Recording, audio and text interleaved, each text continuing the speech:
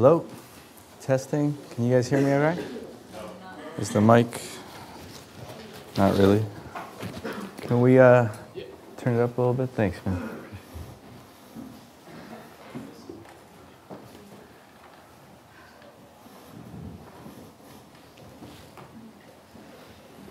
Is that better? Testing. Good, good. Back? Can you guys hear me in the back? Kinda, sorta? A little more, maybe? A little louder, please. A little bit louder. There it is. Oh.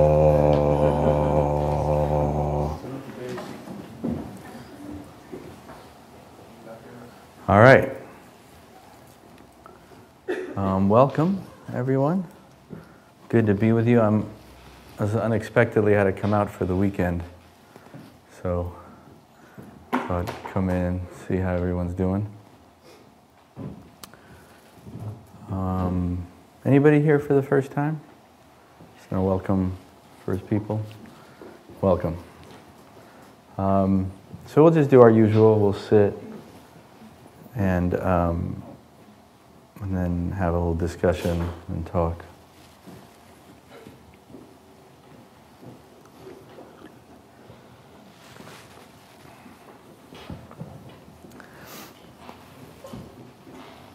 So as always, when we sit, it's not about getting anywhere or making anything happen, but just letting ourselves arrive, land, and just be here now, however that here and now may happen to be. So it's not about what's happening now.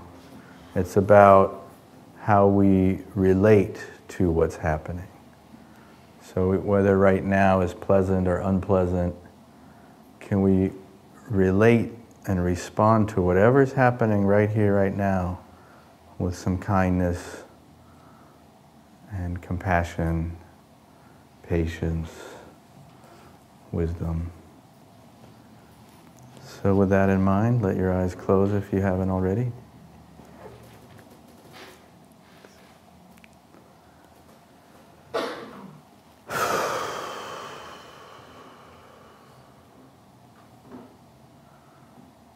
Bring your attention to the body.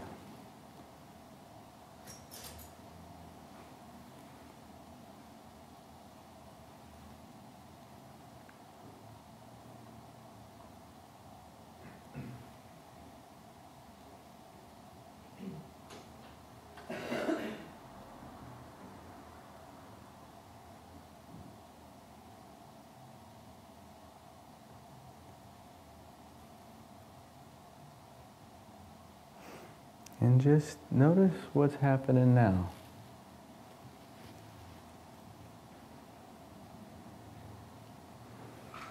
Can you just make some room for whatever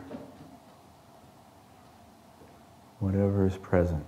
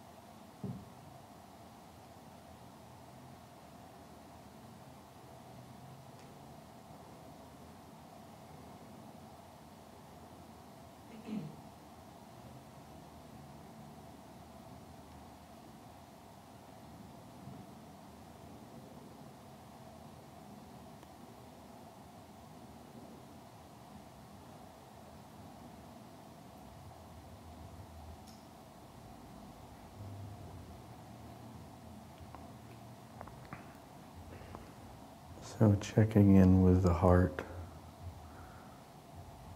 noticing what is happening emotionally. And without it being right or wrong, letting go of any ideas of what you should or shouldn't be feeling, but rather being curious and attentive.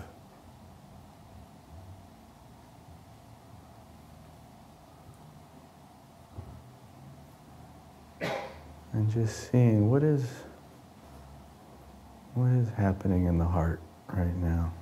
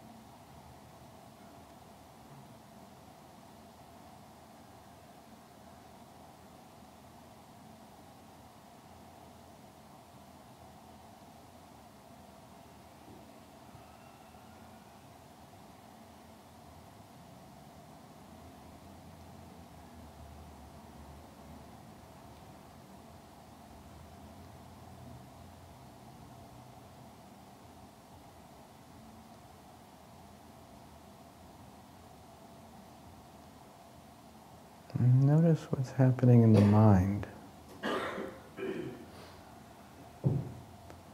Are there a lot of thoughts, not a lot of thoughts? If there are thoughts, are they about the future or the past, present?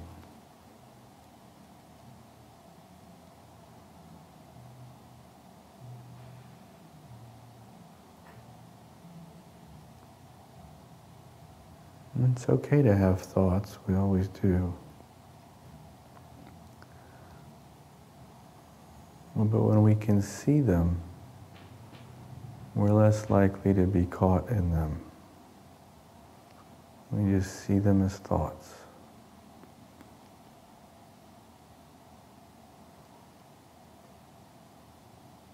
And we don't have to listen.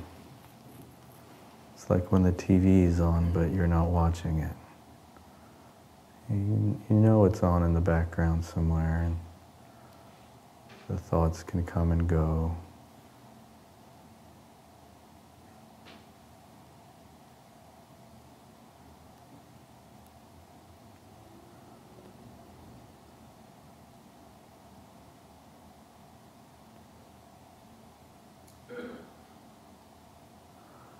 And somewhere in the middle of all these different sensations and emotions and thoughts, you can just find the breath.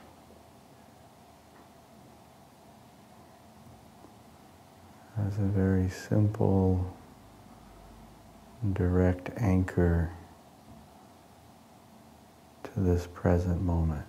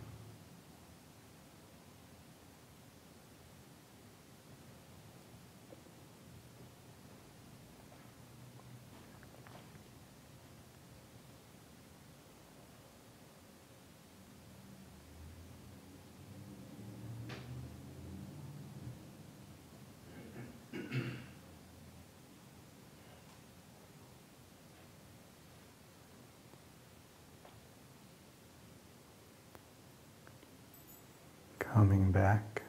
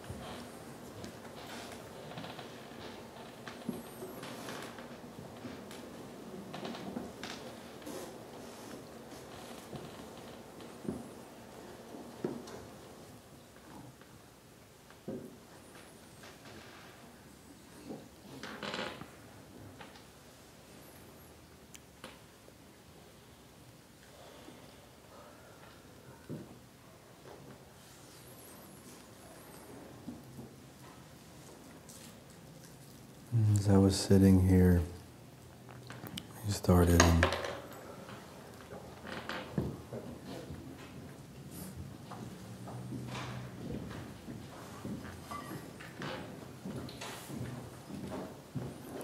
just let everyone settle down for a second.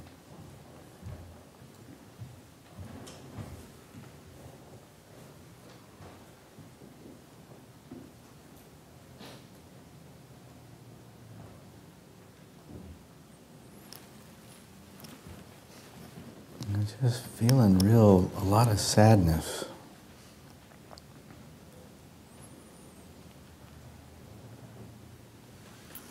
I'm really feeling what it is to be a community that's hurting right now.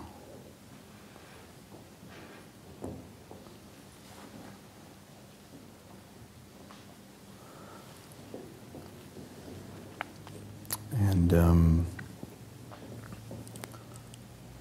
for me, that's why the most important aspect of this teaching has always been what we started with, which is it's not what's happening that matters.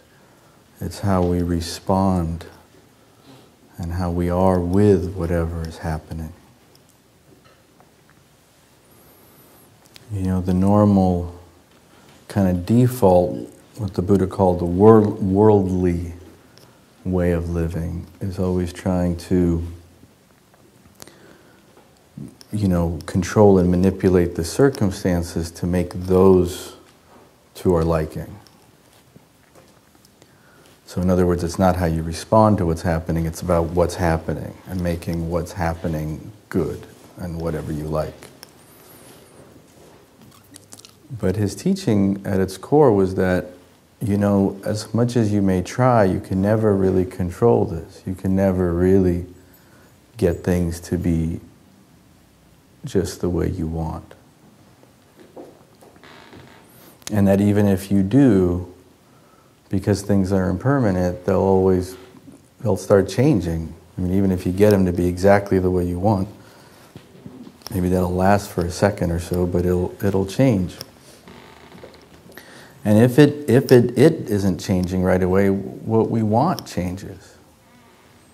And what we want needs always moving. And so it's a dynamic, never-ending, shifting thing. And so what he basically came to is that it's the way we're relating to what's happening that matters. That the suffering is when we relate to things in an unwise way, we suffer. And when we relate to things in a wise way, we don't. Now that doesn't mean that everything's... Not suffering doesn't mean always being happy.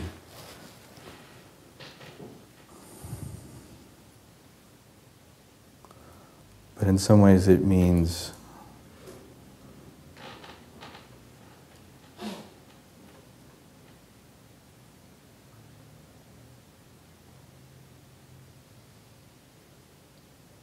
being able to, having the capacity to be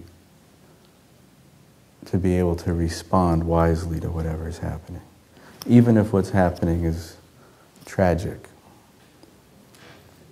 especially if what's happening is tragic.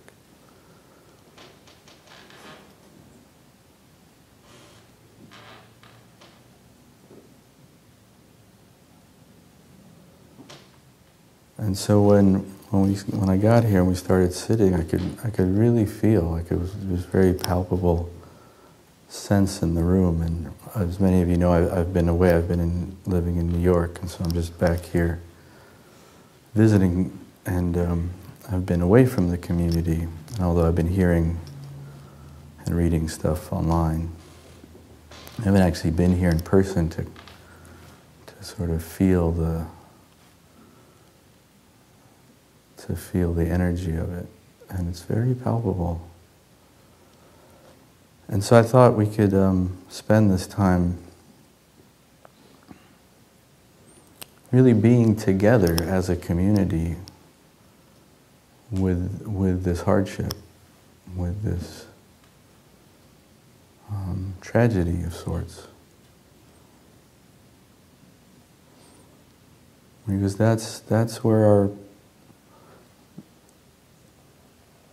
that's where the practice really matters, is how are we with each other, and how are we as a Sangha in light of all this terrible news that we've gotten recently.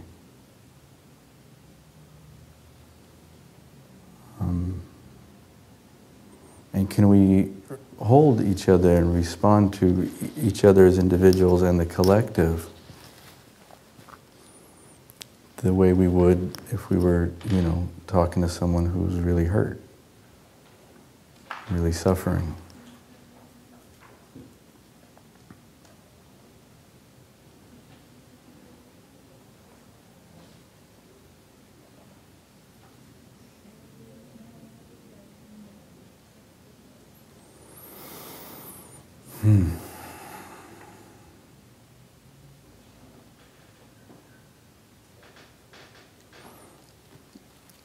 Can everyone really palpably feel it as well?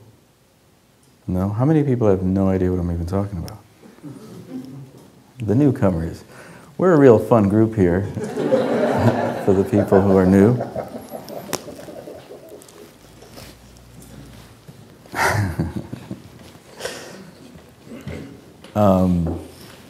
All right, I suppose we should, okay, how many people, can I see the show of hand, no idea, what did I just walk into? Okay, but most people know, right? Just so there's some context, what was it, a couple of weeks ago now? We got this letter that Noah, the guy who started this whole organization, is being accused of some kind of sexual, what was the wording, misconduct? And that it's a pretty serious thing. From my understanding, the LAPD is actually involved, and there have been these allegations brought forth. Now, we don't know, I myself, I'm not on the teacher council, and I'm not actually involved in that, in ATS in LA at all, so I don't know any more than you do. But it's a real blow to the community that the, kind of the leader of it, of sorts, has these allegations brought against him. And obviously it's, very triggering on a lot of levels. And also there's the difficulty of just being in the not knowing, because we actually don't know what it really is and what the result will be. I mean, it's obviously not good. And so for those of you who are new, that's what's going on. And so we're this just came out 2 weeks ago? About 2 weeks, maybe 2.5 weeks. And so everyone's kind of just struggling with it and trying to make sense of it. So you picked a fine time to come join us for a sit.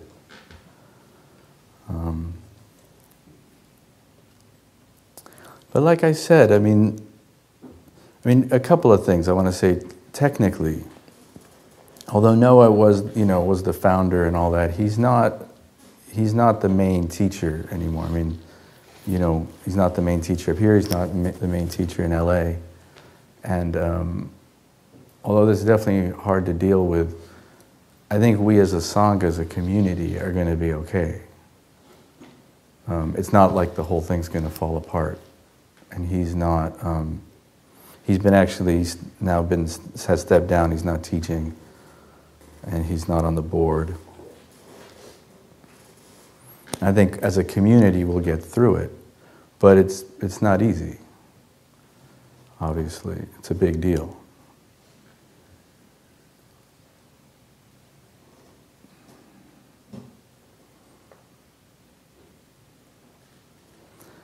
And this is I think I want to talk about, although I'll open it up to anything anyone wants to share, but how do we practice with this? Like what is our practice, and what is everything we've been practicing all these years? What is it, how do we relate to something like this from a place of wisdom, from a place of compassion and kindness? How do we support each other? How do we support ourselves?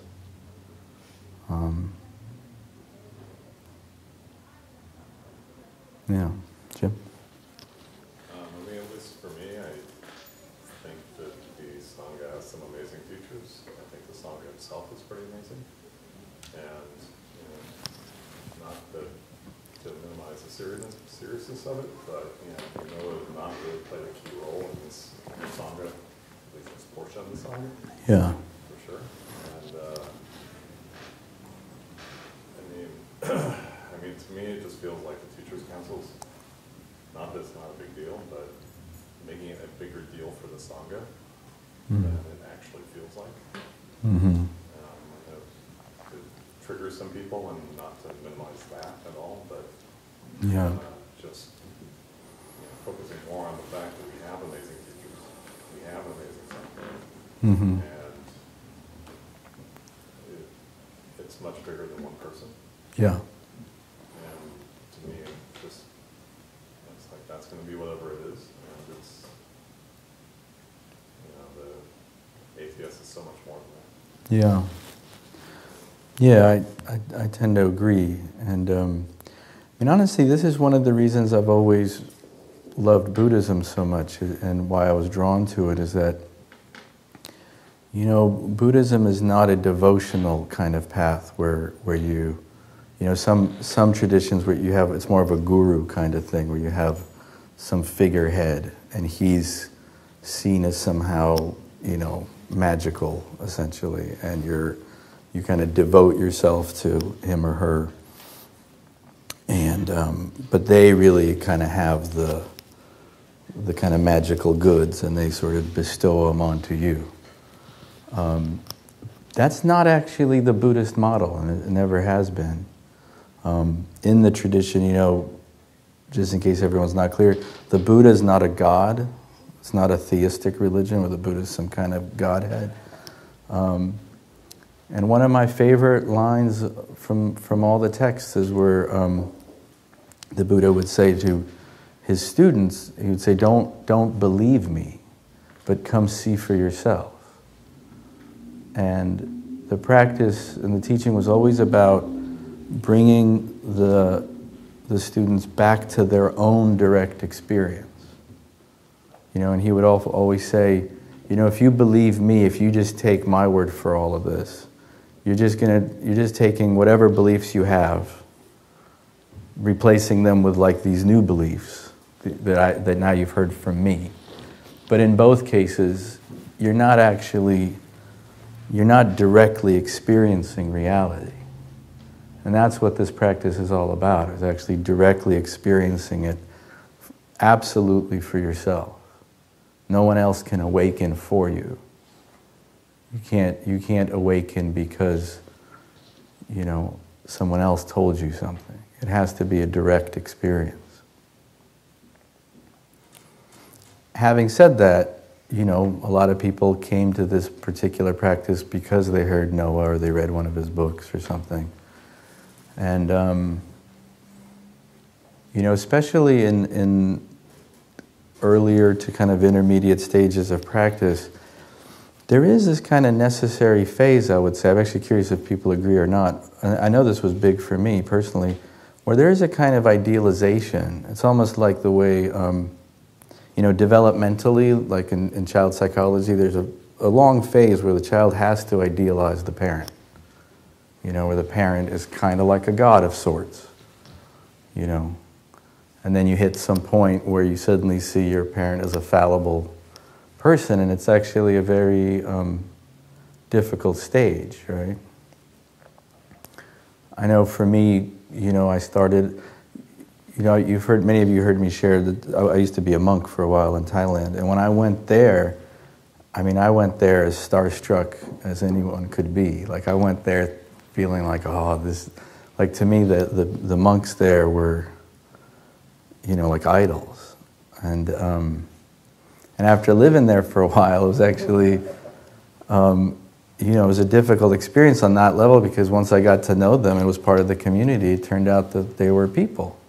I mean, yeah, people that have practiced for a long time, you know, but they all had their flaws. And for a while, I remember feeling very, it was kind of a crisis of faith in a way. It was just like, oh, you know. But it was also a very necessary phase, because it was through that I had to come back to my own direct practice, and realizing that kind of idealization, although I do actually think it's in a way a necessary phase, it's not what practice is really about. There's in that, I forget if it's the same sutta or a different one, but there's this one where the Buddha is teaching, and there's this young student who's like just looking up at him, and he can see this like idea, you know, this adoration on his face, and the Buddha actually admonishes him. He actually scolds him and says, you know, don't do that. Don't just like replace whatever idols you had before with, like, you know, a new 2.0 idol that is now like the better idol to have. And that's what we do. I mean, we tend to do that. We tend to look outside for, you know, meaning and validation and value and, you know, accolades and love and all those things, right? And the point of this practice is very much to let that go and really go inside and to contact, again, our own direct experience of reality.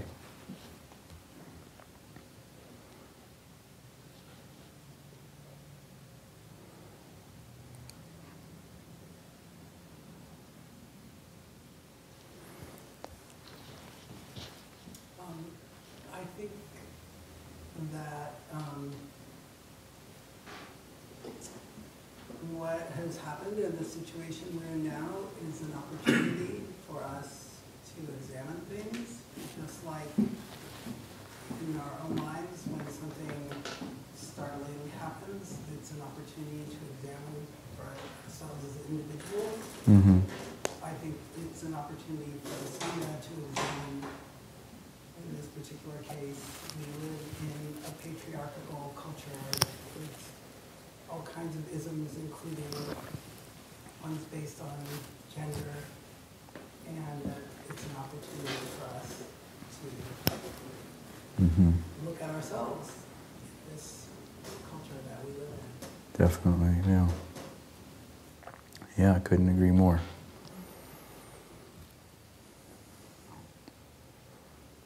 Anybody else?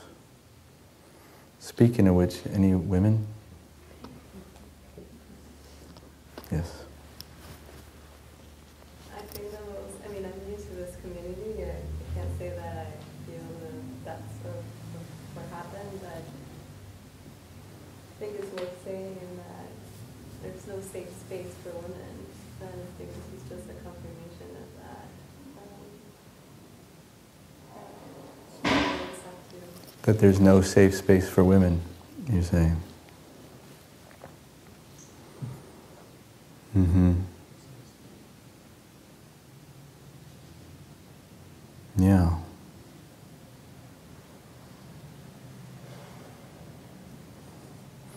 See, what's it like to just hear that and really receive that?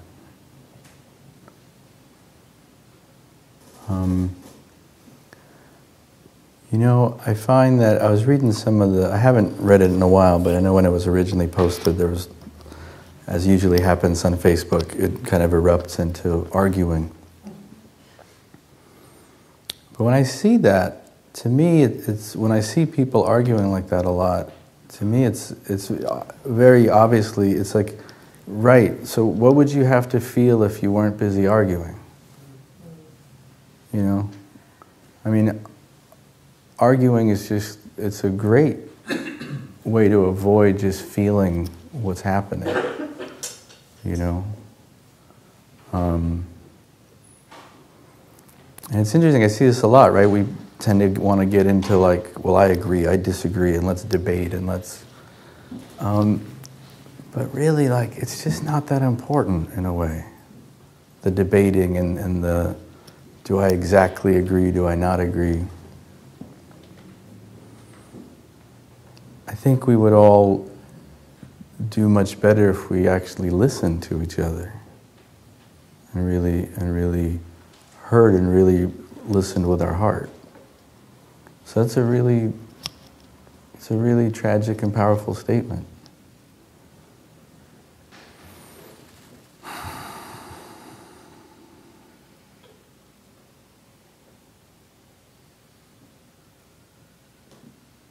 I'm really sorry it's like that.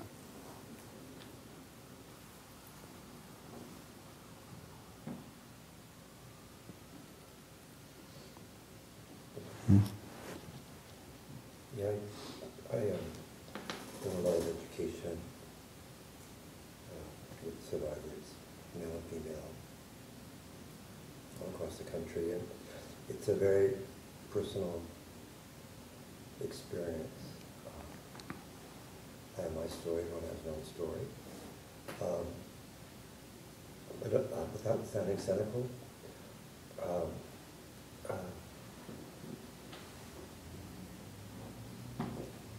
I don't trust mankind either. You don't trust what? Mankind either.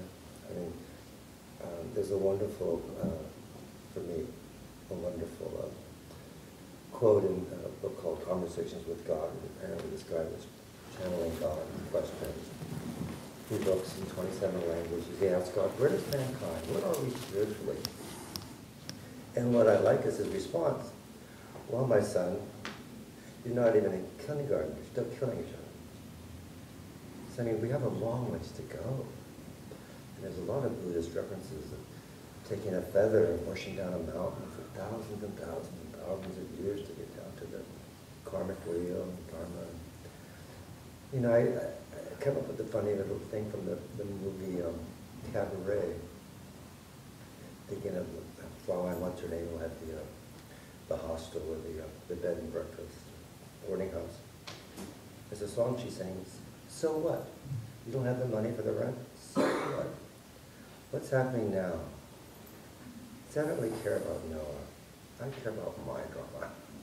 I'm really into what I'm doing today, how I'm doing stuff. And that was part of your beginning speaking, is what's going on now and how are you relating to it? I can't give a rat's ass about Noah. I'm here in San Francisco doing this. So, call me cynical, but my reaction.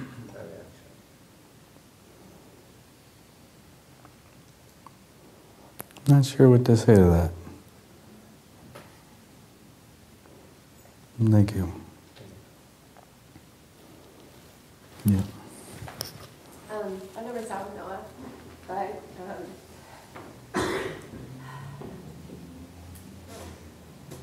was raised Catholic, and I was in Catholic school when priests, sexual assault, rape. Mm. And there was a very similar sort of response, like trust the institution is good. And sort of the minimization of like the suffering that happened. Mm-hmm. And it sort of felt similar. Mm. This feels similar. And you're saying that the sentiment of like, oh, but it's not the individual, but the Buddhism, the teaching, the Sangha, like we still have that, and that piece of it feels similar to you.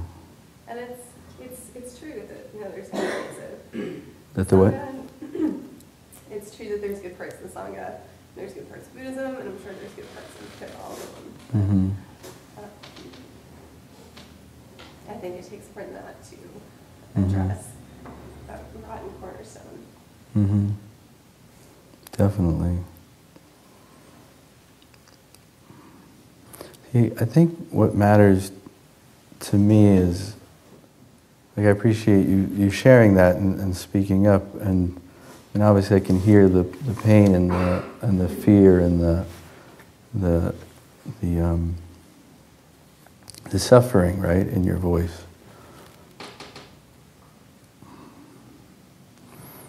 And I'm wondering, what would it mean for you, for that to still be welcome? Right? Because to me, the Sangha, right, was the word we use for community and the group. We fall apart and fracture when some part of somebody's experience is somehow not welcome. Right? It's just like when we sit just on our own. You know, we always give the instruction that whatever is happening, can that be okay? Meaning not necessarily good, but the moment some part of my experience is wrong, then I can't be present anymore. Right? So the moment I'm rejecting some part of my experience, I forfeit this present moment. But it's the same thing with each other.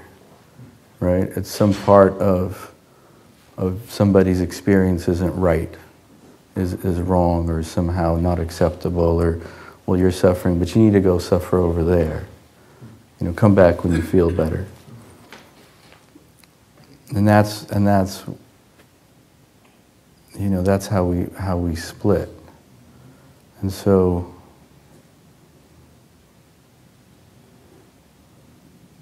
like, what would it be for the way you feel right now, everything and however you or anyone feels right now, for that not to require any kind of leaving?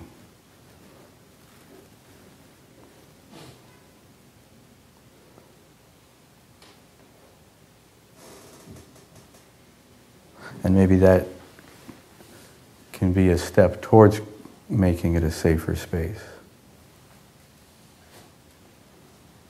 What do you think?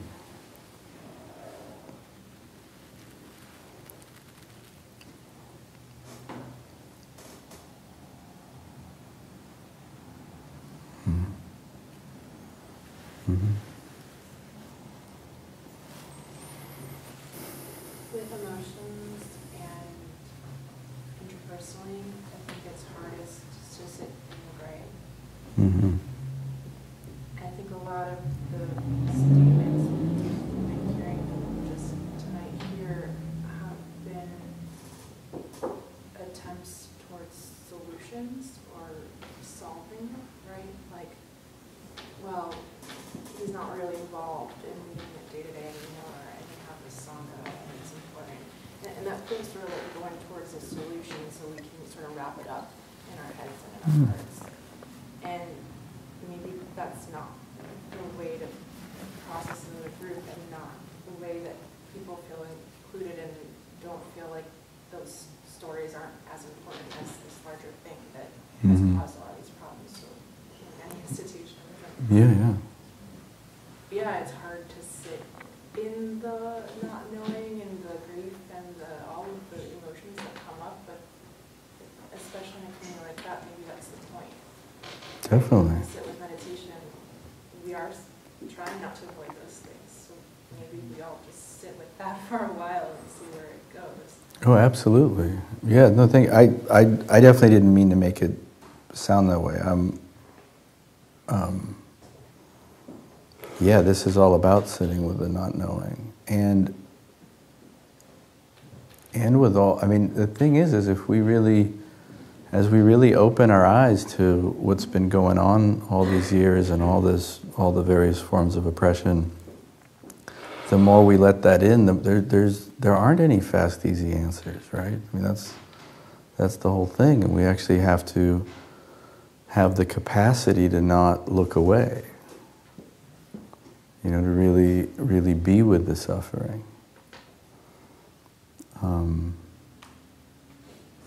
I think that there's also this other piece where, like, I'm a trauma therapist actually, and when I work with people privately, part of what we do is we do this thing where you don't just hang out in the trauma, you actually try to pendulate out, and it may seem on the side like it may actually seem funny, but there, I have sessions where someone comes in and the first thing we do is I say, hey, like, you know, I don't know, like, I actually will talk to them and bring up like positive, like, hey, what did you do last weekend? And we'll talk about something that was fun, and someone might see that and say, what are you doing? I mean, they're here to talk about something difficult. And what it is we have to kind of stabilize just the nervous system. Because if you go into it kind of too deep, too fast, and if it just becomes completely overwhelming, you can't actually metabolize it that way. It actually becomes kind of re-traumatizing. So I think sometimes, at least the way I heard it, the kind of sentiment, the feeling behind, hey, but we have, is you know, hey, we still have the Sangha, and there's all these ways. It's sort of like, hey, it's not all just a complete chaos. There are, so it's like if I'm gonna try to be with this part, it's like, hey, but I got this chair to sit in, you know, and to kind of offer some holding as we face something that's very difficult, because there is a threshold at which it gets, just to the psyche, just gets so overwhelming that people just, you know, check out or run off or avoid or just kind of can't handle it. So I think that's the kind of balance of it. But I couldn't agree with you more. This practice is all about just being with it. And yeah, I mean, the impetus, the reflex to run towards solutions is exactly proportionate to the lack of capacity to just be with the pain. Definitely. So thank you.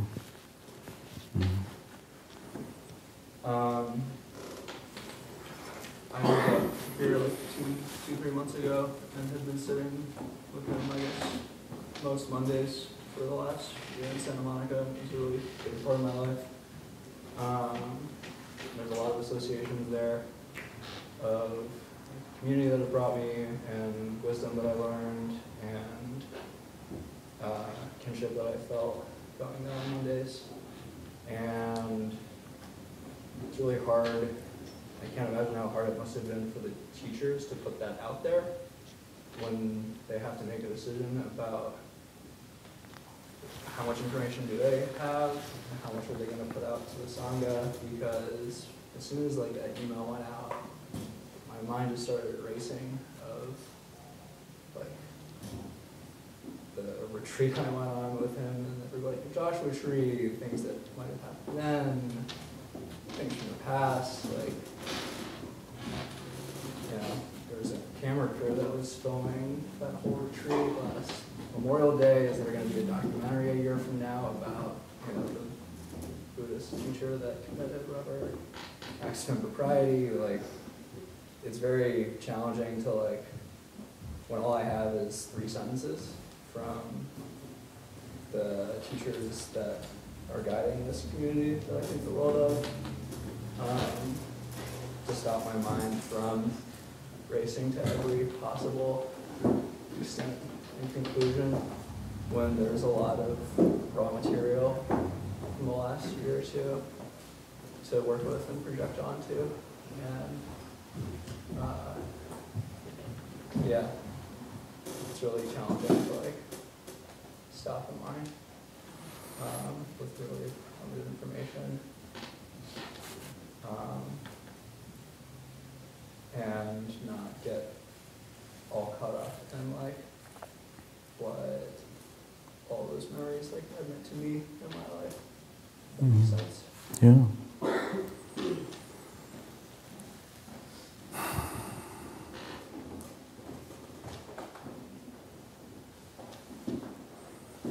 Yeah, it's very difficult. All of these things, right? I mean, that's what we're talking about. Is these are all these ways we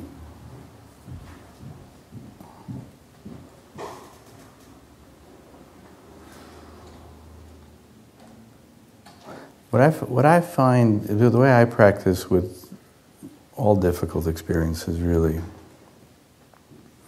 is I bring my awareness back to my body. And whatever it is, there's a physical experience. Right? Like underneath the thought level, like you got all these thoughts. I find that you can actually sink deeper. I find that the thoughts are almost like these plants sort of growing out of a kind of soil. And I find that the soil level, if I could use that metaphor, is much more my body and the feeling of it and in it. And so, especially if they're repetitive, I find, you know that experience where it's just kind of like the same thought over and over and over? When I go down deeper into the body, there's a real physical experience, like what you're describing right now. If you actually don't so much get caught up in the thought, but feel your body, there's a lot of sensation and a lot of physical experience. And it's often difficult to be with, and actually getting caught up in the thoughts is a way to distract from that. It's actually one of the reasons we get into it. Is that kind of like what I was saying about the arguing earlier? It's easier to get caught up in the content rather than feel directly the somatic experience of the body.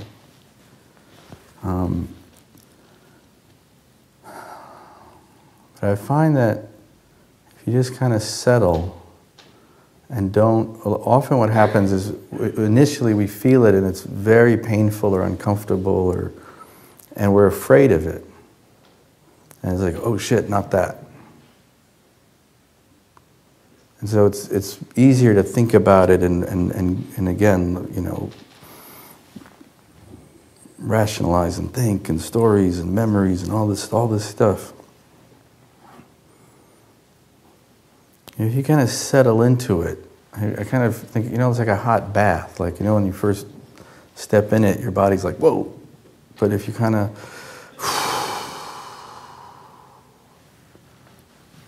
and you let yourself settle into it, and this kind of comes from experience, know that all that is sensation.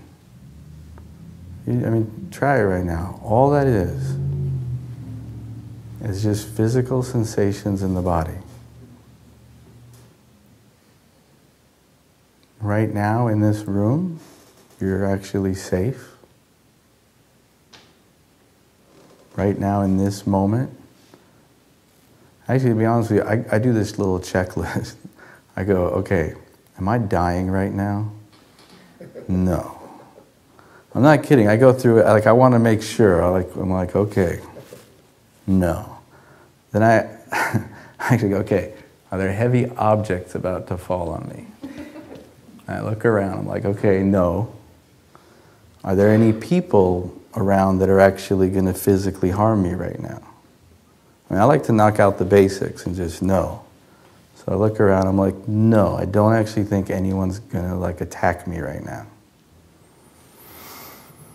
Well, that's 3 pretty good things. Okay, so then what I'm left with, I'm like, oh, okay, so these are just sensations. So right now there's this kind of throbbing sort of knot in my chest. Okay, is that going to kill me? No. What else? Oh, in my stomach. Whole thing going on in my stomach.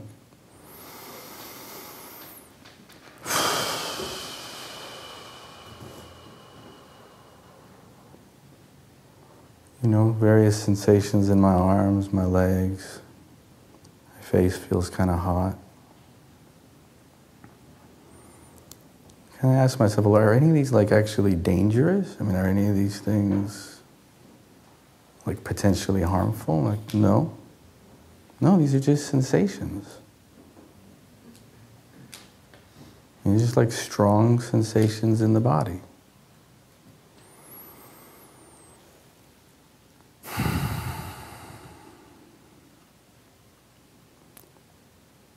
And then I noticed that there's this other layer, which is the layer of like, well, how am I being with it, right? Then I noticed like, oh shit, this is really hard for me. This is really scary. This is painful and difficult. And then when I realized that, usually a kind of sense of compassion comes up, like, oh shit, this is really hard. It's not just sensations. Because it's like, well, that's kind of clinical. It's not really just sensations. Like, well, there's sensations, but like I'm scared of them. You know? And I'm not a fan of the whole, like, we'll just get over it and like bullshit.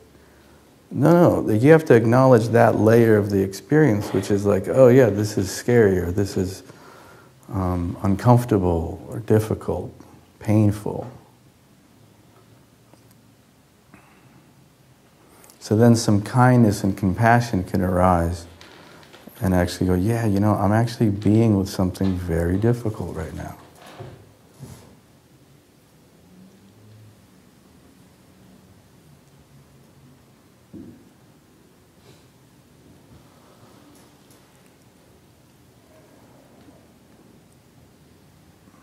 And then I experience actually a kind of like,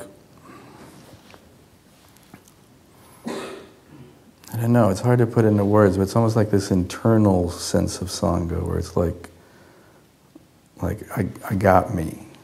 I used to, years ago when I used to have this whole thing I used to call being on your own side, where you kind of shift it around where you're like, okay, I'm really with myself right now. I'm really going to be on my own side with this.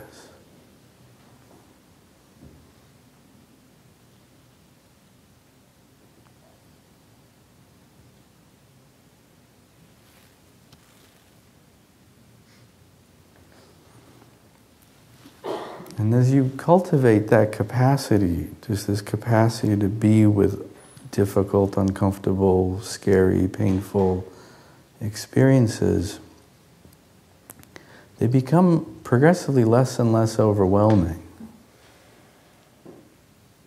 And there's a kind of capacity that develops where you know that you'll be okay, that some really horrible things could happen, and they'll be horrible. It's not being dismissive of it.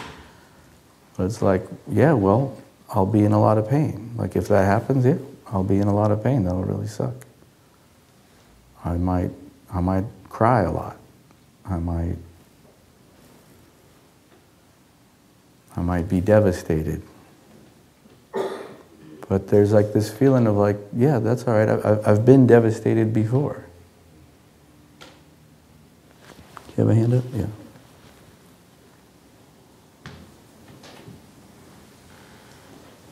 So, I love the Vipassana is really powerful and has a lot of wonderful qualities, but there's something in what you were just saying that assumed that there were no threats. And so I guess I've always been very curious about the relationship between equanimity, an internal sense of equanimity, and wise action. Because I've had a situation in my past where I was practicing with somebody, with a man, and he wasn't quite a teacher-student role, but he took advantage of concepts like equanimity and detaching from emotions in order to be abusive. And I had a lot of trouble. It left me with a lot of confusion around how to navigate the space between being okay with what's happening and knowing when to step into a place of action. Yeah. And I still don't know. It's very confusing. Yeah. Yeah, it's a really important question, and I would agree it is confusing. Like I actually would say in my experience of the Buddhist teachings, and I've been practicing for I don't know over 20 years now. I've always found that edge confusing. Like where is that? Like when do you just sit with it, and when do you take action?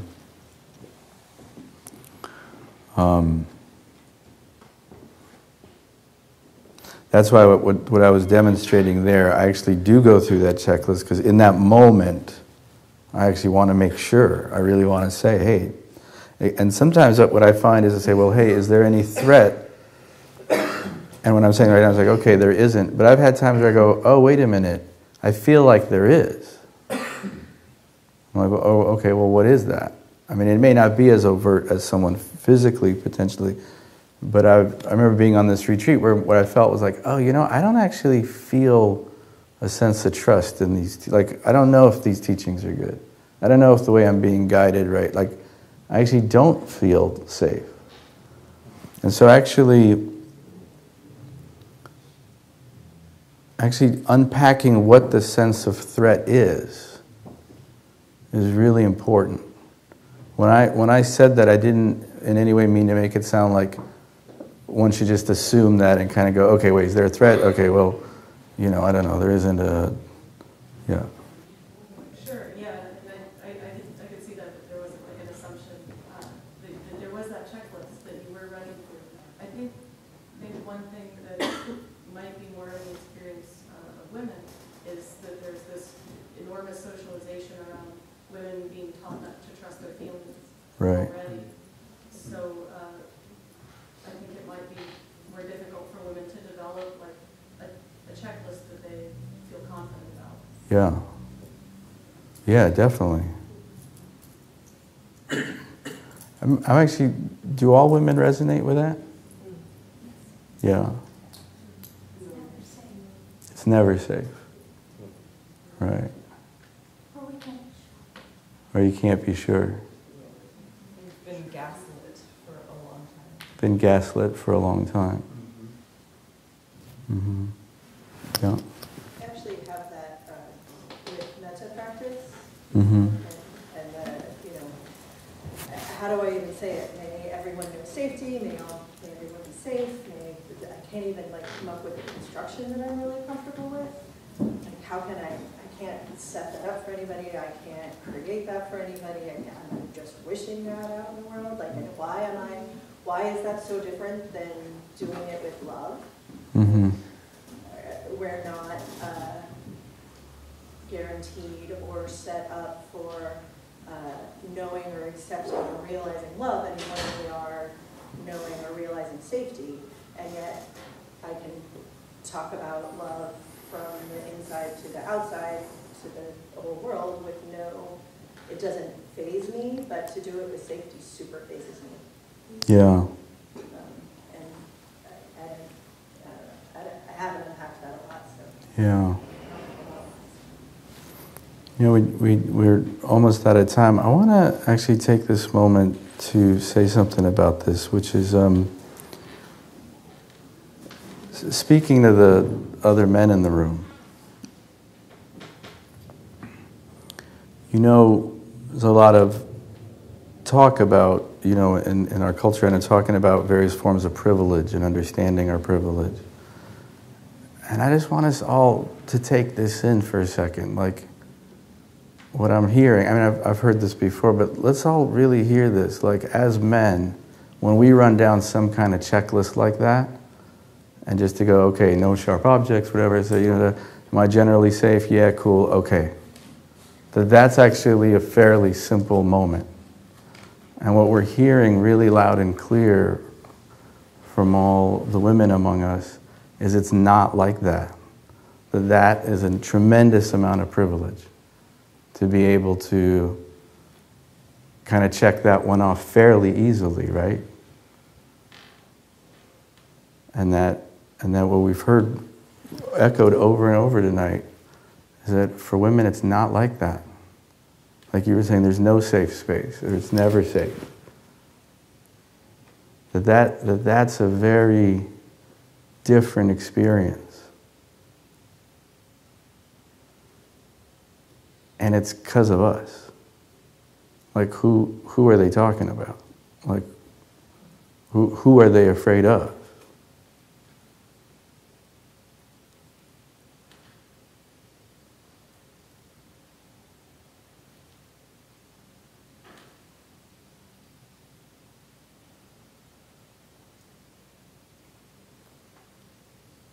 And this practice of cultivating this capacity to stay present with difficult emotion is what lets us look at things like that. That's an intense thing to look at, right? But this practice gives us the capacity to not flinch away from such a disturbing and painful truth.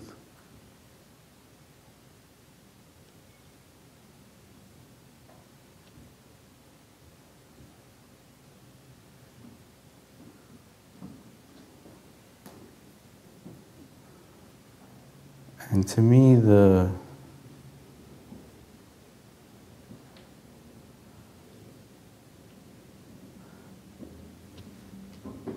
if I had to sum up all these teachings and all these practices in one word, it would really be the word listen. Because that's what meditation really is. It's listening very deeply with the whole being. Listening to ourselves, listening to others, listening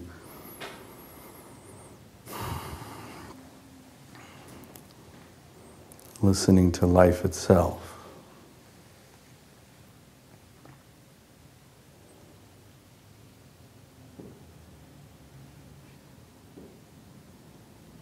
And to know the truth, to really know the truth, which is what dharma really means, like the truth of the way things are. One has to really, really listen.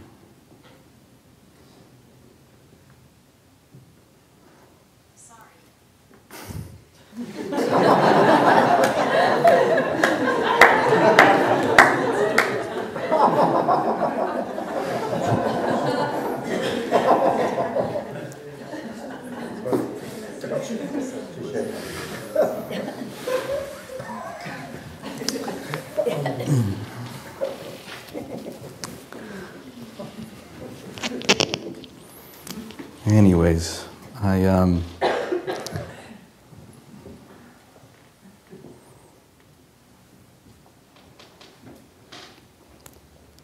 think especially when it comes to these things as men, it's really a time to shut the fuck up and listen. Oh wait, let me put that in a more Buddhist framework. Please shut the fuck up and listen. Well, I think that's a good note to end on. So bring your awareness back to your body.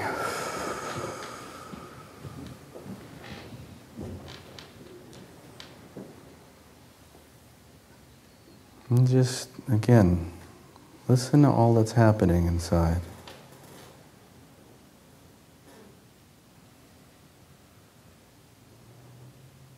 All these things happening inside right now are really crying for your attention. Are really desperately asking to be heard, to be felt.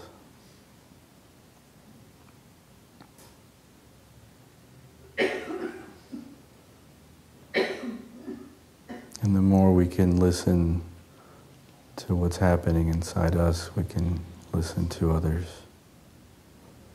and really hear them, really feel them.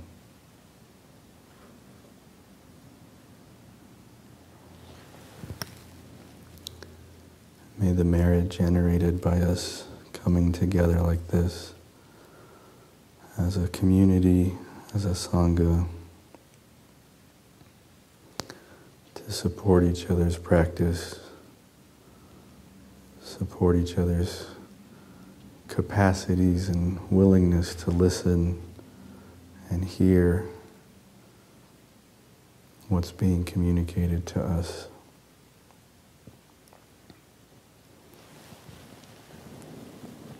We dedicate and share this merit with beings everywhere. May we all be free.